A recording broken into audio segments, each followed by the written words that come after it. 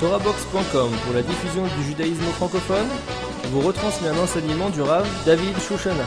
Bonne écoute et bon limoud.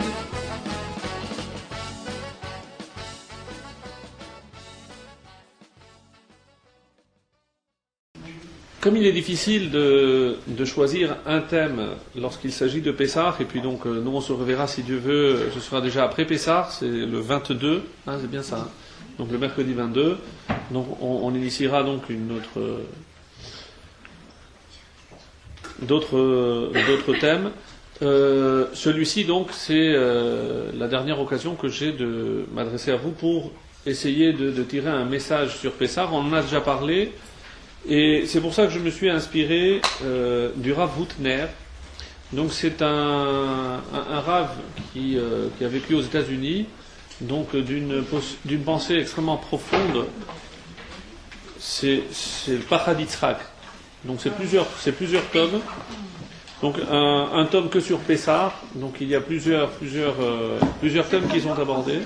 Rav Hutner. Oui, est-ce que c'est traduit en français? Yitzhak. C'est en anglais? En anglais, je ne crois pas non plus. Rav Yitzhak Hutner. C'est donc un grand maître, surtout dans le domaine de la pensée. Autant que, par exemple, le Rav Moshe Feinstein a été au niveau de la décision, de la halakha, le Rav Hutner reste une des grandes sommités sur les fêtes. Donc il y a un tome sur chaque fête, mais une pensée très profonde. Et c'est pour cela que, alors, il y a 60 études de textes, donc il fallait en choisir évidemment une ou deux. Et ce que je vous ai concocté pour ce soir, c'est évidemment toujours autour de Pessah. Donc c'est le lien du passé vers le futur.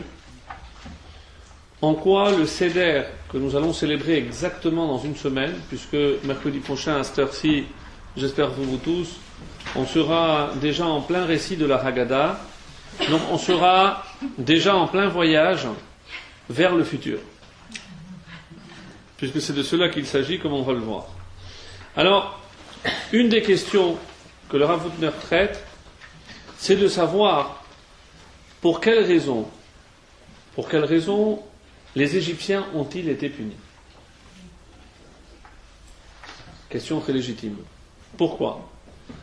Alors si on doit renforcer cette question, on sait que déjà à Avraham Avinu, Dieu a annoncé Va'avadum ve'inu otam, qu'ils allaient donc être asservis et qu'ils allaient être tyrannisés, asservis durement, donc ainu, maltraités. C'est déjà donc décidé, Dieu l'avait annoncé à Abraham. Lorsque nous assistons à l'esclavage d'Égypte, ce n'est que la concrétisation de la parole divine. Mais ça avait déjà été annoncé. Donc, à quel titre les Égyptiens doivent-ils être punis ? C'est une question donc qu'il va le tarauder, qu'il va traiter longuement, et il va s'inspirer essentiellement de Maïmonide, de Rambam, pour essayer de tirer un enseignement qui est valable pour nous tous, bien entendu, parce que comment considérer que les Égyptiens étaient coupables dès lors que Dieu avait déjà tracé quelque part la trajectoire que tout le monde allait suivre. Aussi bien les Hébreux, c'est-à-dire être asservis dans ce dur esclavage, et les Égyptiens qui avaient été donc déjà annoncés comme les maîtres de cette nation qui commençait à peine, puisque, rappelons-le, c'est une famille qui descend en Égypte et c'est un peuple qui en ressort. Alors, cette notion-là du peuple juif qui souffre, malheureusement, ne nous a pas quittés. Depuis l'Égypte, et c'est pour cela que l'Égypte est le prototype, certainement, de la rédemption, mais aussi de l'exil.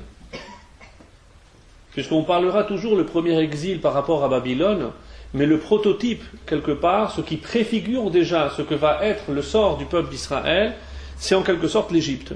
Puisque nous voyons comment on va être confronté à une très grande civilisation.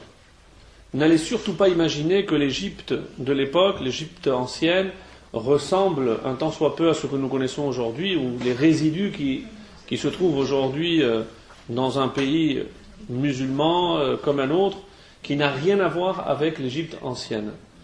Et donc, il y avait dans une Haggadah un dessin extraordinaire qui m'avait marqué dans ma jeunesse.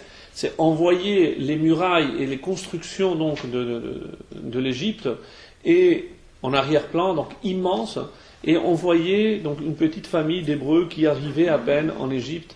Donc ce décalage d'une petite nation qui n'est même pas encore un peuple devant une si grande civilisation, alors que pour certainement beaucoup moins que cela, aujourd'hui, si on avait maintenu les mêmes proportions, on aurait été complètement englouti.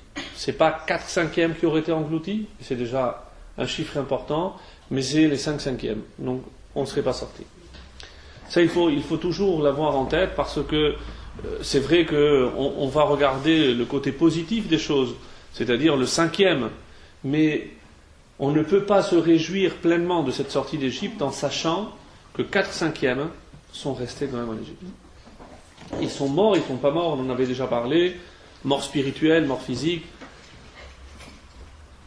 Je lisais récemment que finalement, si on réfléchit, quelque chose de très dur que j'ai lu récemment, si je considère que seul un juif qui vit par la Torah se considère vivant, écoutez bien ce raisonnement parce qu'il est terrible, donc un juif qui est éloigné de la Torah est considéré comme mort. Donc je ne peux pas tuer quelqu'un qui est mort. Très dur. Très dur comme raisonnement. En tout cas, ça m'avait choqué, c'est évidemment à méditer. Alors, cela pour revenir bien sûr à ces 4/5 qui sont restés morts physiquement, spirituellement, le résultat étant exactement le même. Aujourd'hui donc je pense que ces proportions sont pratiquement les mêmes.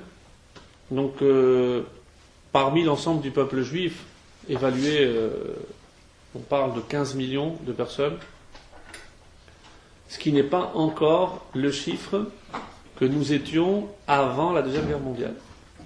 Deuxième Guerre mondiale, on était estimé à 18 millions. 18 millions.